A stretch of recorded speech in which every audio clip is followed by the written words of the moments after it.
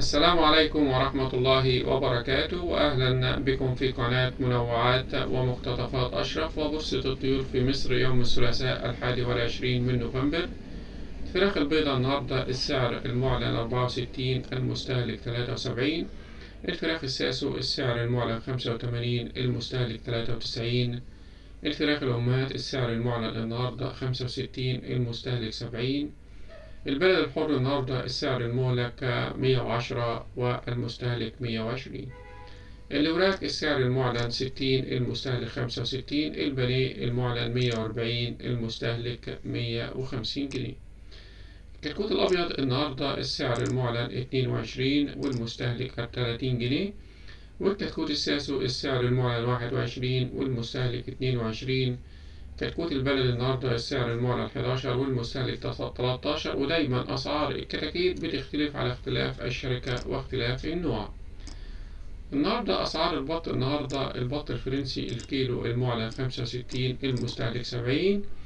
البط المرة السعر المعلن 65، المستهلك 70. البط المسكوفي السعر المعلن 105 والمستهلك 110. البط البلدي السعر المعلن 100 جنيه والمستهلك 105. البط الفرنسي النهاردة عمر يوم السعر المعلن النهاردة 43، المستهلك 44. البط المرر السعر المعلن 53، المستهلك 55. البط المسكوفي المعلن 53، المستهلك 55. البط البيور المعلن 13 والمستهلك 15 جنيه. النهاردة الطيور المتنوعة الروم الأبيض المعلن 150 والمستهلك 160. والروم الأسمر النهاردة المعلن 55 والمستهلك 65. الأرانب البلدي النهاردة المعلن 80 والمستهلك 95.